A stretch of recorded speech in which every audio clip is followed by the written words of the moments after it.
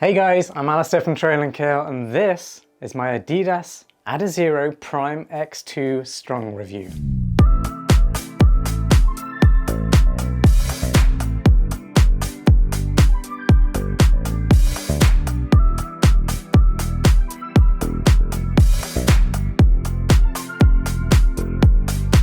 A bit about me then. I'm just a regular guy, a non-elite athlete who absolutely loves running. Reviewing the latest running shoes and gear. My 5K PR is 19 minutes and 50 seconds, which I'm always trying to beat. I've run countless ultra marathons around the world, and my favourite distance is the cheeky half marathon. Road or trail, I love running on them both. I'm not afraid to let you know when a running shoe is crap, but also you're definitely going to know when one blows me away. Either way, our independent running shoe reviews are always 100% honest, reliable, and hopefully you'll come away from this video having learned something new. Now, there's a hell of a lot to cover in this review. This shoe is packing in so much, and I can't wait to share my thoughts on it. As always then, let's start by explaining what these shoes are all about, what they're designed to do, and who they're going to be best for. Well, I can tell you this, they're a max everything race day shoe. From max cushioning to max energy return, max stack height, these shoes do it all. I mean, they're so max, they're not even race day legal for elite runners. Adidas has really put everything into this race day shoe to make it as comfortable and efficient as possible over long distances, like marathon races, for example. And I think they nailed it. It's highly cushioned, fast as f***, incredibly comfortable, and also relatively stable for a race day shoe. But, although very close, it's not perfect. And I'll go over why in my performance review shortly. But first, let's go over the key specifications of the Adizero Prime X2 Strung. First off, they cost $300. Yes, you heard that correctly. These shoes are incredibly expensive, or premium, however you want to frame it. But there's so much going into this shoe that for the right person, $300 is actually going to be worth it. How do they fit and how do they feel? Well, they're very much true to size. They have a nice medium width. So anyone who doesn't have narrow feet, you'll be pleased to hear that, because there are so many race day shoes out there, like the Vaporfly 3, for example. I mean, that is super narrow, but this one isn't. So if you do have medium width feet, then you're really gonna love how these feel. Unfortunately, there's no wide option available, but depending on how wide your feet are, you might actually get away with getting a nice fit in these. The fit is actually very similar to the Hoka Cielo X1, which is an absolutely awesome running shoe. The super breathable upper is using a strung material, which is layers of this material being strung back and forth. And the idea behind it is to give really good durability, but also support where you need it, which is around the forefoot and the heel area. And you can see that here, it's a very defined pattern. I think it looks really cool, but it actually has a very important part to play, and that is durability, but also support. It also offers targeted stretchy areas where your feet need it most, and that's around the toe box area. There is extra stretch going on there, you will be pleased to hear. And that's very important if you are running a race. Your feet are going to heat up, they are going to expand, so you need a shoe that's going to cater to that and expand with your feet so it doesn't feel uncomfortable during a race or training run. There's also a really nice stretchy knit upper as well, just around the lacing system that expands as well, but just wraps around your foot when you put your feet in there. The midsole is just insane. I mean, this thing is insanely high off the ground. At its highest point at the heel, it is 50 millimeters off the ground. That's a huge stack height, and it looks it too. It has a 4-foot rocker, which is really nice, creates a nice smooth takeoff. There's not a huge amount of rocker at the rear, certainly not like the Cielo X1, which has an insane rocker geometry, one that works really well, by the way. And I mentioned earlier that it's not race day legal for elite runners, and that's according to the World Race Regulations Board. And the reason for that is mostly the stack height here. There's lots of different rules that they have for elites, but the main one relating to this shoe is the huge stack height and how much energy return, but also comfort it brings a runner over the long distance. But for us mere mortals who are not elite runners, then you can race in this shoe no worries. And I'd highly recommend it. There are 3 layers of Lightstrike Pro foam in this shoe. That's more than any other Adidas running shoe. And that does give this shoe 50 millimeters of stack height under the heel and 43 millimeters under the midfoot.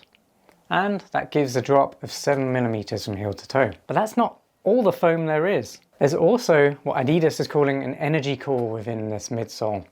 And that just offers a little bit more plush cushioning and springiness on takeoff. The new Lightstrike Pro core is framed by 2 carbon fiber plates. And what does all that mean for you on your run? I mean, it's a very, very complicated design and build. Ultimately, what it means and why it's there is to give you more response and to give you more energy return and forward propulsion on the run.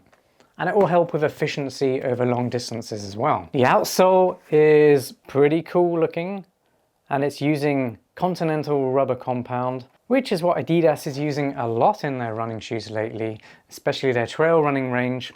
And it's super durable, very sticky. It is a neutral running shoe, but it does have a fairly wide platform. So you do get some level of stability, which helps with anyone who might have overpronation issues. If it's very subtle, there is of course a very high stack height, so you will get some wobble. More wobble the heavier you are. But the wide platform certainly helps with stabilizing the shoe a little bit. And finally, they weigh 10.8 ounces for size US men's 9. That's my pair.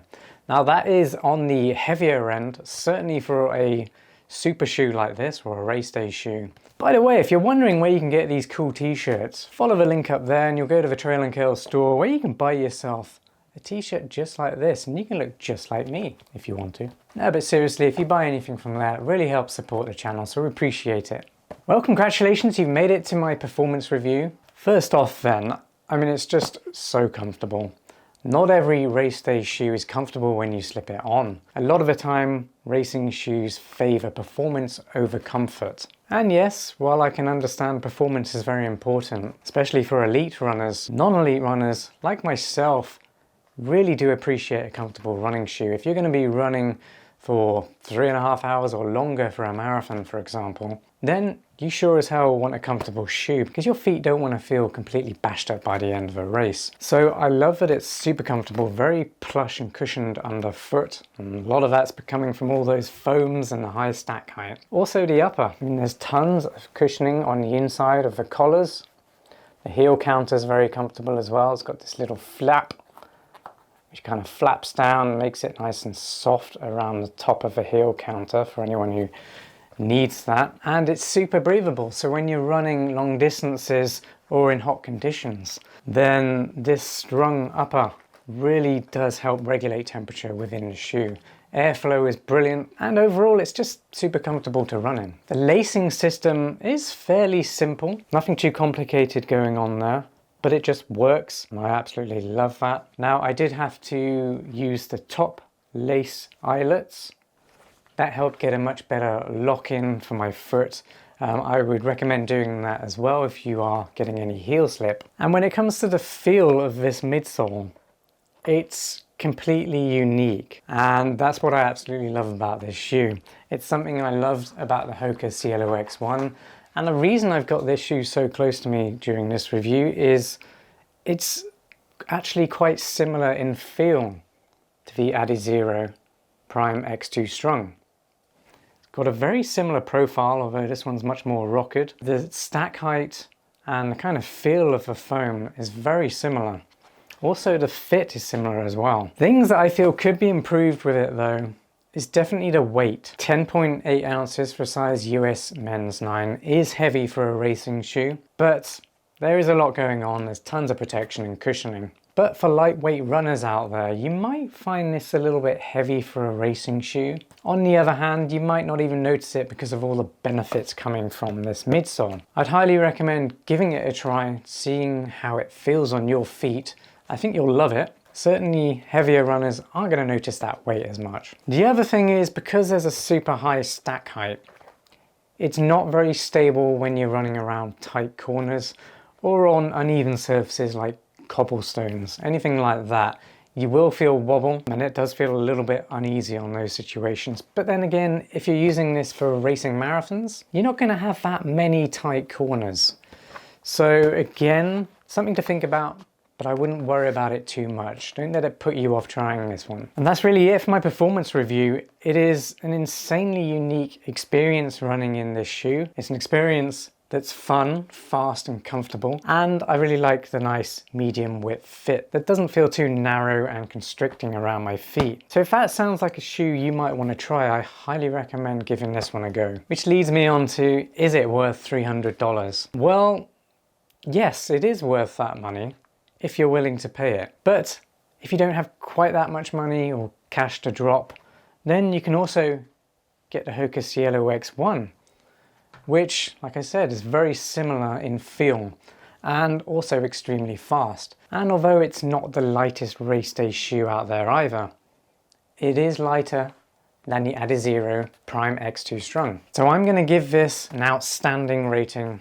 I absolutely love it. I'm definitely bringing this into my intervals and racing rotation, and it's going to sit alongside my Cielo X1. Now, if you're still not sure about the Adizero Prime X2 Strung race day shoe, you're not sure if it's right for you, my best alternative would definitely be the Cielo X1, but there are other really good race day shoes, ones that don't have such a crazy high stack height, but also are comfortable and perform very well. And for those recommendations, definitely check out my Race Day Super Shoe Roundup on trailandkale.com. I regularly update that list of race day shoes as and when I review new super shoes, and if they're good enough, then I will add them to that list. So definitely go check that out. I'm also putting all these links in the descriptions too. Well, thanks for sticking with me as I got through this review.